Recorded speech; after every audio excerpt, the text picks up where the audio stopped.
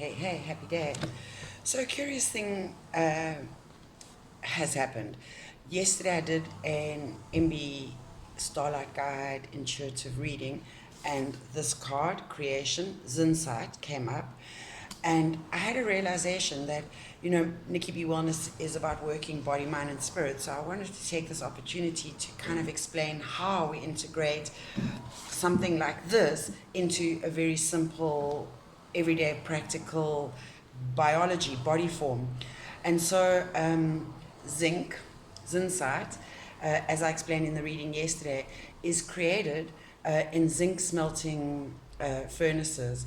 And I thought what would be really awesome is to explain how zinc is used in the body as a supplement, remember, we are bio chemical, magnetic beings.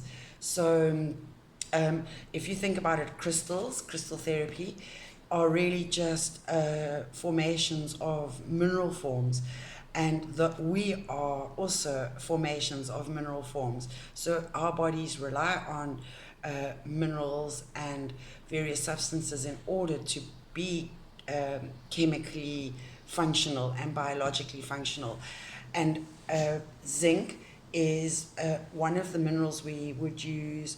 It's one of the supplements I would recommend for, let's say, someone is having immune system compromisations, or particularly in skin, when skin healing is very slow or compromised, then zinc, especially combined with selenium, is very effective in speeding up the healing process. So isn't that curious? So what I thought I'd do is just quickly read you a little bit about zinc as a supplement so you could understand. And then what I thought I would do is, I already covered this card from the Crystal Alley point of view, but what I thought I would do is read the kind of profile of zinc from a more comprehensive point of view. So you could see how you could use crystals in your everyday life. Other than the color, the energy frequencies, the vibrations, they have a very practical function elementally. So zinc is a naturally abundant in the Earth's crust. It is ubiquitous in the body, which means it is kind of everywhere all the time. It's omnipresent, a bit like God, the God consciousness. It's an abundant intracellular, meaning in between the cells. Trace element, meaning it's one of the elements we only need in very minute quantities. It's not really, there is about a third of our zinc stores is actually stored in the musculoskeletal system. So that indicates that it would be very valuable if you are training and you're training quite hard and you want to support recovery, then you could add zinc into your supplement regime. It's not something you would need to supplement with consistently unless you are compromised for whatever reason, immunocompromised. Otherwise, you would just get it from time to time. You would get it from things like cereals and legumes. It's essential for the synthesis of lean tissue. And then let's look at the metabolic function and essentiality. It has three major groups of functions in the human body. Catalytic, meaning breaking down; structural, which means part of creating the structure; and regulatory, meaning helps maintain function. Most biochemical roles of zinc reflect its involvement in the folding and activity of a large number, up to 10%, of proteins, and over 100 different zinc metalloenzymes that have been identified, including RNA, nucleotide, some complicated language, but your DNA essentially. Important structural roles for zinc are in the zinc finger motifs in proteins, blah, blah, blah. It's also required by protein kinases in the participant or in signal transduction processes, and as a stimulator of transacting factors responsible for regulating gene expression. Important role in the immune system. It's an antioxidant in vivo. So deficiency, symptoms of deficiency, that's useful to know. So when to know when to supplement. And remember, you can supplement through food, and what I'll get to what foods you can have in order to increase your zinc levels. But the clinical manifestations of severe zinc deficiency in humans are growth retardation, sexual and skeletal immaturity, neuropsychiatric disturbances, dermatitis, alopecia, meaning hair loss, diarrhea, increased susceptibility to infections, and loss of appetite. Many of these features, by and large, represent the dependence on zinc of tissues with a high rate of turnover. However, severe zinc deficiency in humans is rare, and more interest has been focused on marginal zinc deficiency. This is more difficult to diagnose and often occurs with other micronutrient deficiencies, including iron.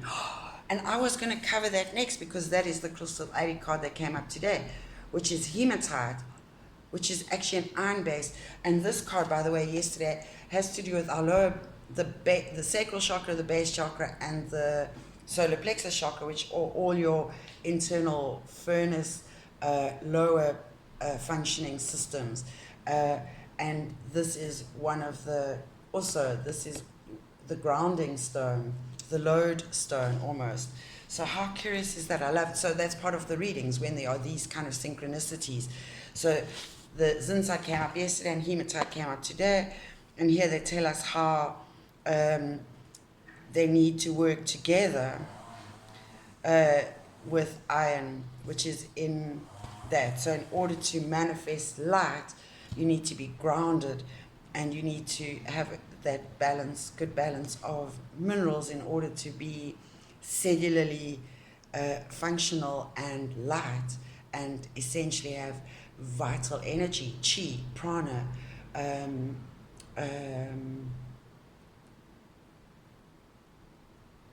life force energy. The current understanding of zinc deficiency is largely based on responses to zinc supplementation, which has been reported to stimulate growth and development in infants and young children and reduce morbidity. Morbidity means death by disease, so particularly diarrhea and respiratory infections in children, particularly in developing countries, and can increase both innate and adaptive immunity.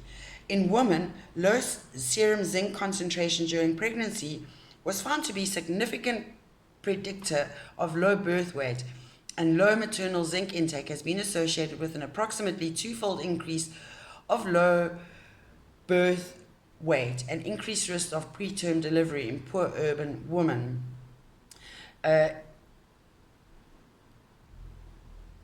So we can have zinc toxicity too much, can be harmful when we drink water that has been stored in galvanized containers.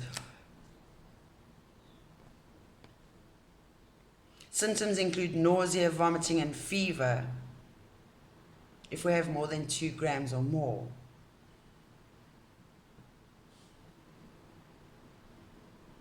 If we have too much, it can impair the copper utilization in the body.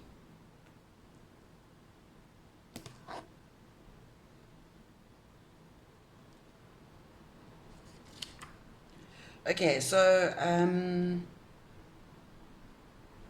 just bear with me. Okay, so we get it from meat. You get about 50 milligrams per kilogram in lean red meat,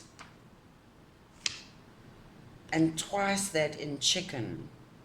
However, mostly through cereals, in the outer fiber-rich part of the kernel. So I love that because fiber is also the fodder and food of our probiotics. It is the toothbrush of your intestinal system.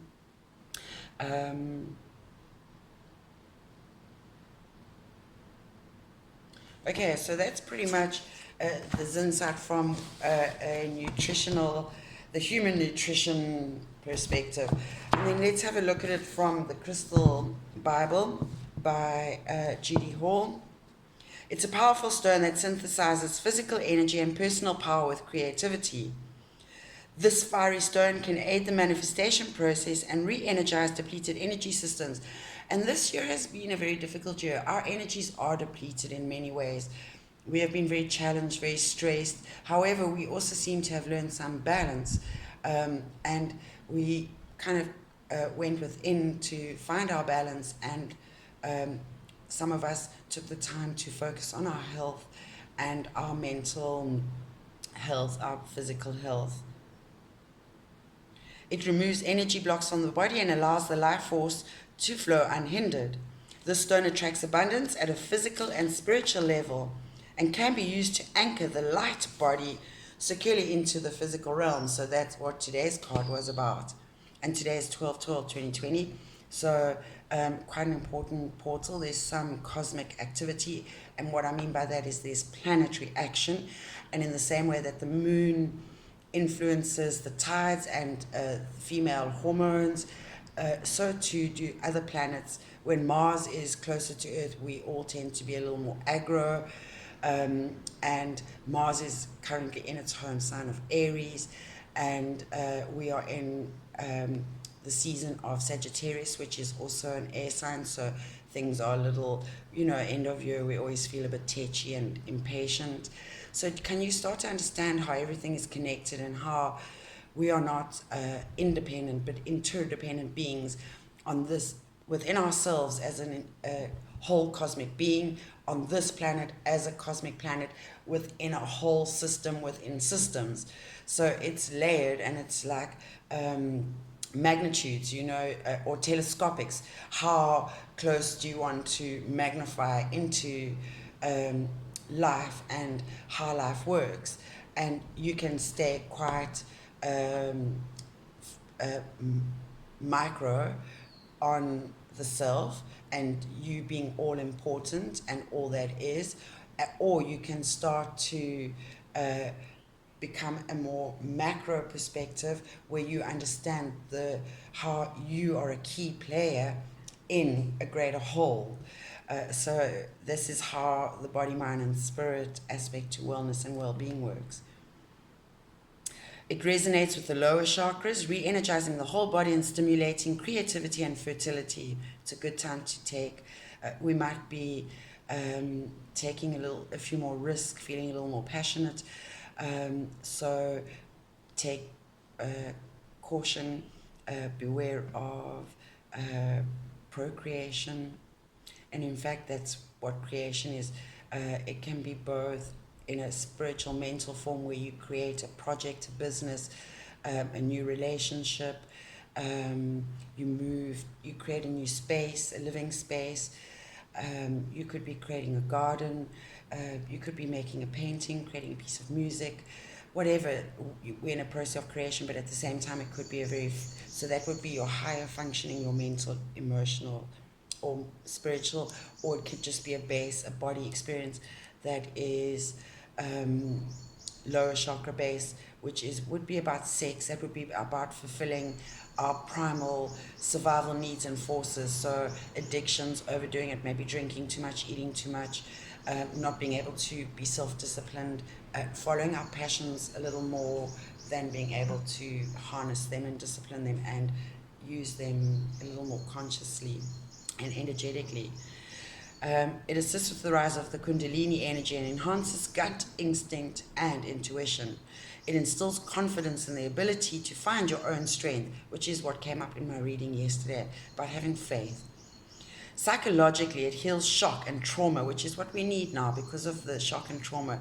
We perhaps are experiencing a little bit of psychic post-traumatic stress from Rona and such like, isolation, masking,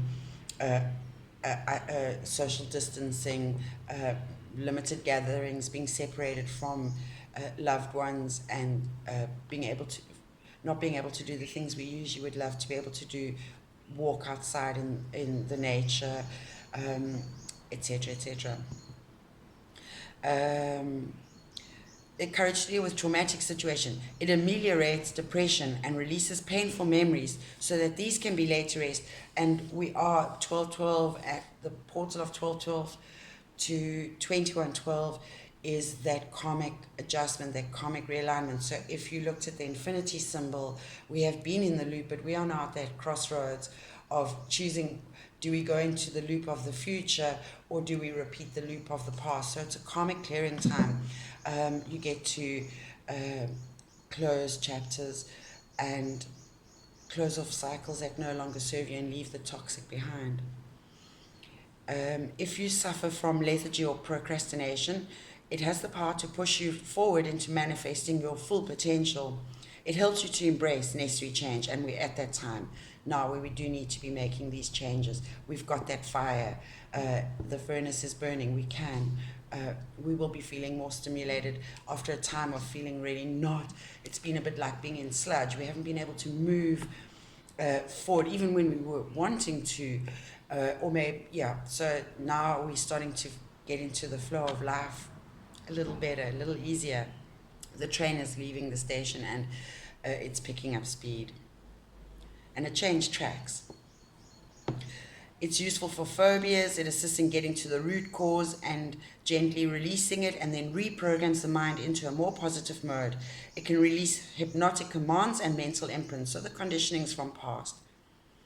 If you're a woman struggling with menopausal symptoms or the empty nest syndrome, oh gosh, it gently alleviates the symptoms and helps you to come to terms with the change of life. So this is certainly an important card for me at this point in my life. Promotes group activities, drawing together like-minded people, and that's partly what's going on now as we're moving into the age of Aquarius, and that's very much what Aquarius is about, is community and humanitarian, and really bringing people together, unity, harmony in groups, understanding, tolerance, compassion. It is also beneficial for physical relationships. If purification is required, it can stimulate a healing crisis that provides catharsis and then re-energizes the system. And in basic biology and kind of energy medicine, and sometimes when you start let's say you do a detox, your body's detoxing all the time, but let's say you do a support detox, so you actually take some herbs and you take a few days to increase your hydration, water, lemon, what have you, or you do a parasite cleanse, or you do a fast of some sort. What often happens or you go for healing of some sort, there are different forms. Often what happens after these experiences or during these experiences, you will often feel much worse before you feel better. That's called the Herxheimer experience. You can look it up. The information is online. I have posted about it, but it's quite a while back. So don't troll through. Don't waste your time trolling. Just look it up on Google. The information's there. So don't give up. Your body is pushing its limits from high to low to find out where its happy medium is. So you have to allow it to go to the upper and lower extremes. And it is a journey, and it's your personal journey of learning how to work with this divine vessel that you are experiencing your spiritual, emotional, and mental existence with. So in healing, it improves the skin and the hair. So you'll often find it in combinations with biotin and selenium.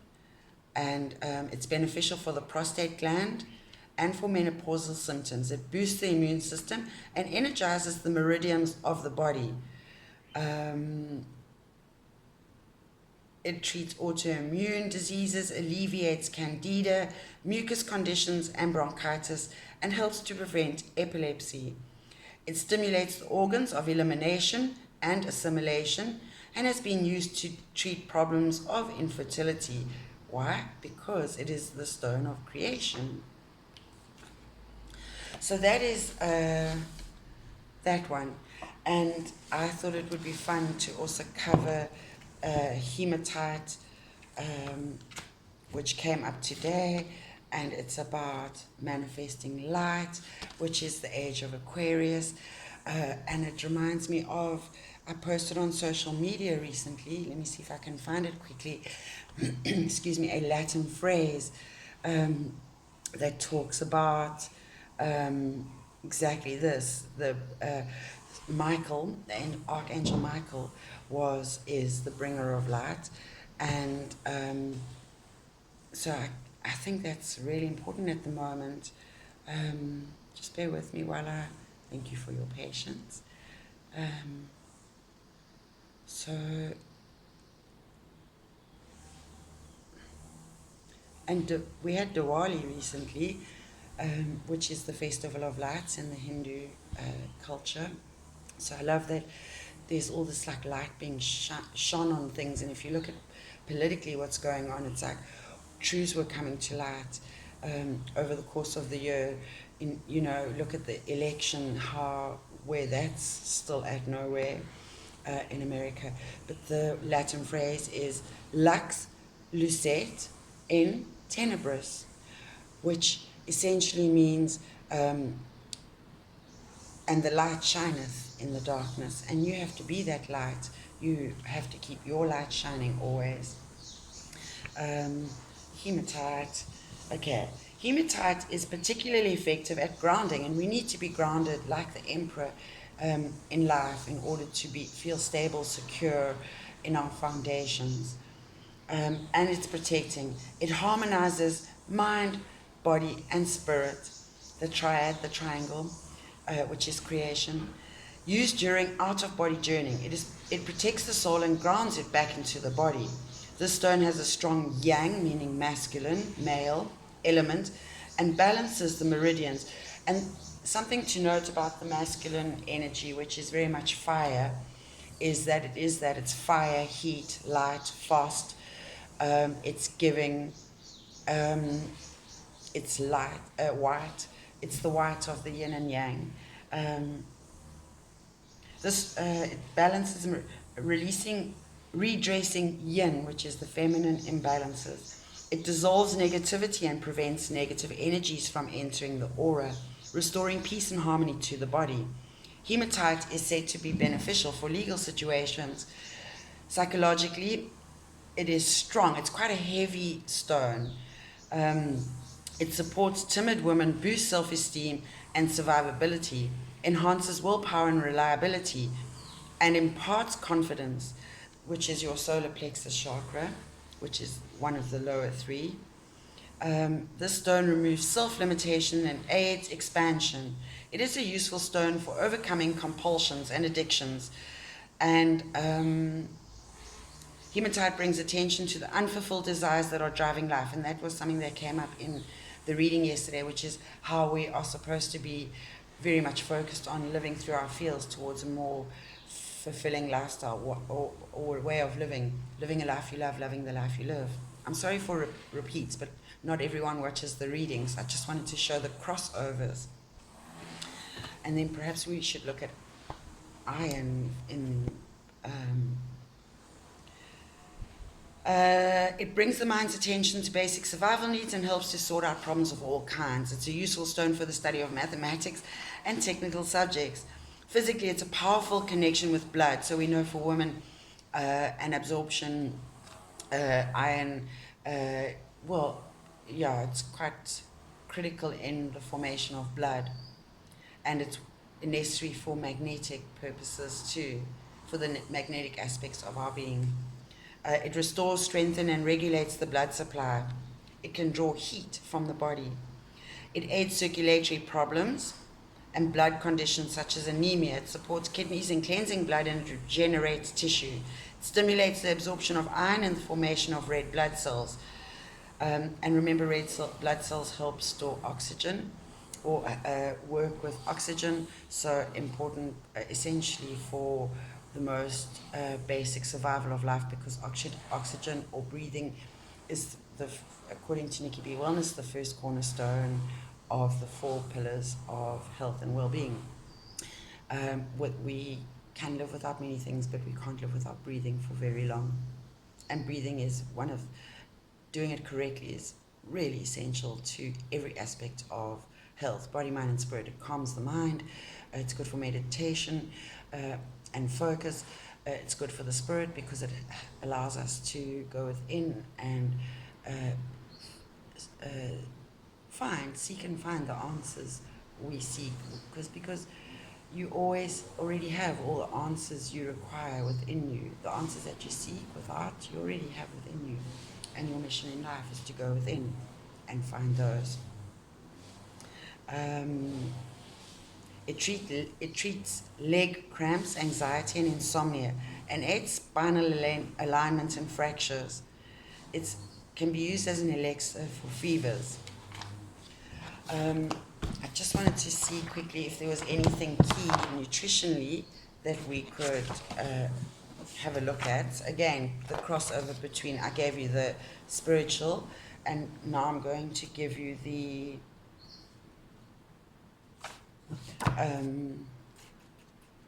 biological, the physical. Iron is a relatively abundant element in the universe. It is found in the sun and many types of stars in considerable quantity. The core of the earth is thought to be largely composed of iron and makes up 4.7% of the earth's crust. The most common ore is hematite, which is frequently seen as black sands along beaches and streams. Because iron is easy to obtain, its discovery is lost in the history of man. Many thousands of years ago, the early Greeks were aware of the health-giving properties of iron. Iron has been used for centuries as a health tonic. It is therefore paradoxical that although the need for iron was discovered long ago, and although it is the most common and cheapest of all metals, iron deficiency is probably the most frequent deficiency disorder in the world. Curious. And most frequent, and the main remaining nutritional deficiency in Europe. Interesting. Iron can exist in oxidation states ranging from blah blah blah, in biological systems blah blah blah, ferric forms blah blah blah. The iron content of a typical 70 kilogram adult male is approximately 4 to 5 grams. Of this content, approximately 2/3 is utilized as functional iron, such as hemoglobin, which is 60%, myoglobin 5%, and various heme, chromosomes, chromes, and catalase. And then blah blah blah is found in body storage such as ferritin 20% and hemosiderin 10%, the two major iron storage proteins. Only very minor quantities of iron, less than 0.1%, are found as a transit chelate with transferrin, the main iron transport protein of the body. The metabolism of iron differs from that of other minerals in one important aspect. There is no physiological mechanism for iron excretion. The body has 3 unique mechanisms for maintaining iron balance and preventing iron deficiency and iron overload. The first, storage of iron, with ferritin being an important reversible storage protein for iron. The reutilization of iron, especially of iron in erythrocytes, which is part of your blood, and regulation of iron absorption. In theory, therefore, when the body needs more iron, absorption is increased, and when the body is iron sufficient, absorption is restricted. This control is not perfect, but it is still of great importance for the prevention of iron deficiency and excess. Iron from food is absorbed mainly in the duodenum, so the large intestine, by an active process that it transports iron from the gut lumen into the mucosal cell. When required by the body for metabolic processes, iron passes directly through the mucosal cell into the bloodstream, where it is transported by transferrin together with the iron released from the old blood cells. So that's the recycling system. If iron is not required by the body, iron in the mucosal cell is stored as ferritin and is excreted in feces when the mucosal cell is exfoliated. Any absorbed iron in excess needs is stored as ferritin or hemosiderin in the liver, spleen, or bone marrow. Iron can be released from these iron stores for utilization in times of high need, such as during pregnancy. Heme iron is absorbed by different mechanisms from non-heme iron, so that means the hemoglobin. The heme molecule is absorbed intact into the mucosal cell, where iron is released by the enzyme heme oxygenase. Its absorption is little influenced by the composition of the metal, and we are so complicated and technical, I can't even. I don't want to bore you with techie talk. Iron acts as this is its function and essentiality. Acts as a catalyst center for a broad spectrum of metabolic functions. As present in hemoglobin, iron is required for the transport of oxygen, critical for cell respiration. As myoglobin, iron is required for oxygen storage in muscle, so you need that for exercise, to be able to move. Iron is also a component of various tissue enzymes, such as the cytochromes that are critical for energy production and enzymes necessary for immune system functioning. Therefore, these iron-containing molecules ensure the body's fuels, such as carbohydrates, fats, and proteins, are oxidized to provide the energy necessary for all physiological processes and movement. The importance of iron as an element necessary for life derives from its redox reactivity, blah, blah, blah. Electron transport chain for the generation of ATP, which is energy during the oxidation of substances in intermediary metabolism, and for the reductions necessary in the synthesis of larger molecules from their components. We can have an excess always. Anemia is one of the symptoms, and a way to tell is to look the more pink the inner lid is, shows a healthy level, whereas the paler the lid could indicate a low iron level.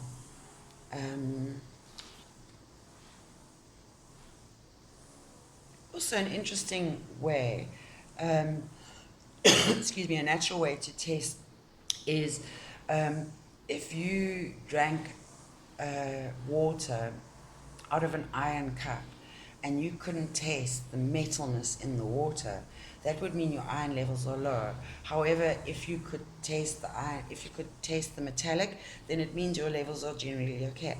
And it would be the same for copper and brass and such like.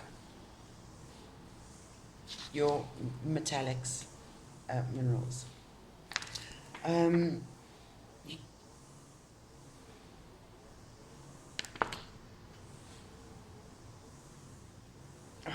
Anyway, I've written articles and blogs and stuff about these things, and if I haven't, I will. But I just thought it would be fun today to show you how you get that crossover of body, mind, and spirit. Perhaps, yeah, you see, this video is getting long now, but let's quickly look at the Crystal Alley card, which is where this card, the deck, comes from. And I just noticed that caught my eye very briefly, and for a moment I saw a yin and yang symbol. Hematite gathers the light from the universe and manifests it upon the earth plane. This represents manifest light, the highest ideal of humanity as we move into the age of light. Hematite has the ability to draw light energy into the most dense, most difficult energies. Its red aura indicates its ability to draw light into the first chakra, manifesting the light body in the human form. It is a metallic silver grey stone that leaves a red streak when drawn across a scratch plate.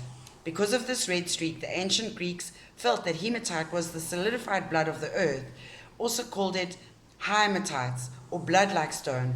Hematite is the cardinal stone of the earth connection triad. Oh, there's your triangle. Hematite, pyrite, and cuprite. It represents within that triad the spiritual light behind all creation and the unity that underlies all duality, which is the yin and yang, which is interesting to bring up how I saw that yin and yang. It resonates with the energy of manifest light as matter. It's very heavy, very dense. As an ally, it aids in drawing the high frequencies of spiritual energies onto the earth plane and grounding that energy into the physical body and physical matter. Hematite works as an energy regulator, drawing upon and balancing energy where it is needed. And I just got a muscle twitch in my left eye, and it's being able to see in the darkness because we are going through a current birth process of being in the womb spiritually, and now we are moving into the light.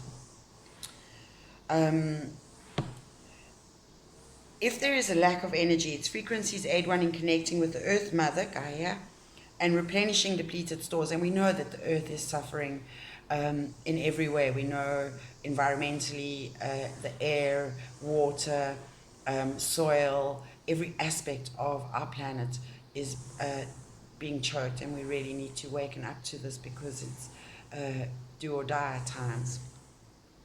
We need to make a difference, or we're going to die. The earth is going to die. And it's one of the few viables that we are aware of in our close neighborhood. There could be life form elsewhere in viable planets, but we have not found them yet. And they have not found us. Or if they have, we don't know about them yet. Perhaps we will soon.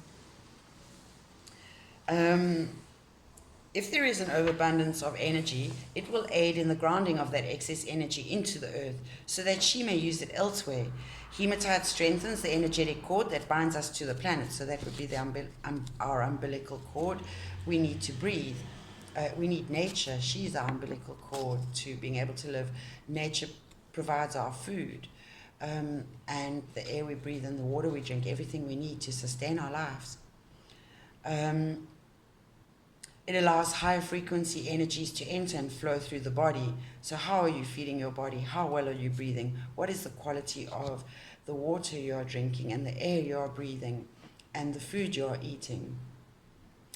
We know that all matter is actually energy that vibrates within a certain range of frequencies.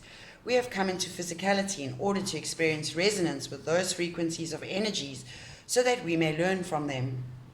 Part of the experiment of physicality is to manifest spiritual light into the slower frequencies of physicality.